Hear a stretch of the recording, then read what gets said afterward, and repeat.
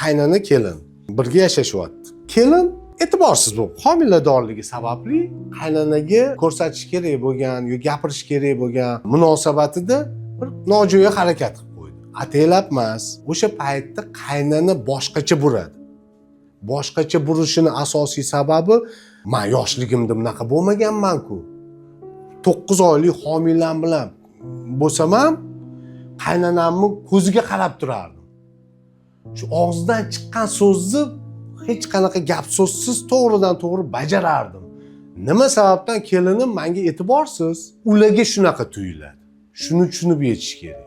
Hech qaysi qiz kelin bo'lib, oilamda qaynonam bilan jang qilaman, unga betga choparlik qilaman, erimga ham qarshilik ko'rsataman, uyni egallayman degan niyatda erga tegmaydi.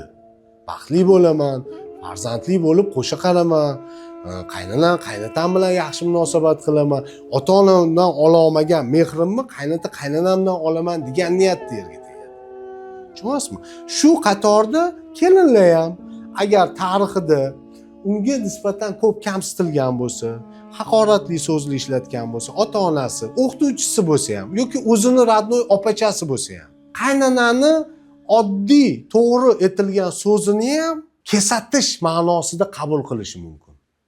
Qaynonam menga kesatyapti, qaynonam menga dakki qilyapti, meni urushyapti deb unga qarshi gap qaytarish holatlari, unga qarshi munosabat qilish holatlari kuzatiladi. Shuning uchun kelin ham, qaynona ham o'zini xotirasiga suyangan holda ong ostidagi muammolarini anglab yetib, haqiqatdan ham shu joyda meni yoshligimdan yoshimga nisbatan hurmatim bo'lmagan, hech ham hurmat qilishmagan, nuqul onamni og'zimni yopardilar. Shuning uchun ham mana hozir erga tegganimdan keyin, katta bo'lganimdan keyin hech bo'lmasa shu qaynonamni uyda hurmatimni topaman degan umidda keluvdim, lekin qaynonam ham menga hurmatsizlik deb bo'lyapti. Aslida hurmatsizmikan o'zi qaynonam? Yoki qaynonamni o'zida ham ichki nizolari bor. Chiqisha olmayapti o'zi bilan. O'zini muammolari bor deb anglab yetish kerak.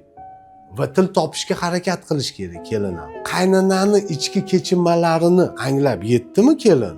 Misol uchun qaynonani ham qiyin hayoti bo'lgani, sharoiti bo'lmagani, eri ko'p holatlarda uni urgani, unga yomon munosabat bo'lganini tushunib, anglagan holda qaynonani qalbiga yo'l topish, anglab yetish kerak shuni kelin ham.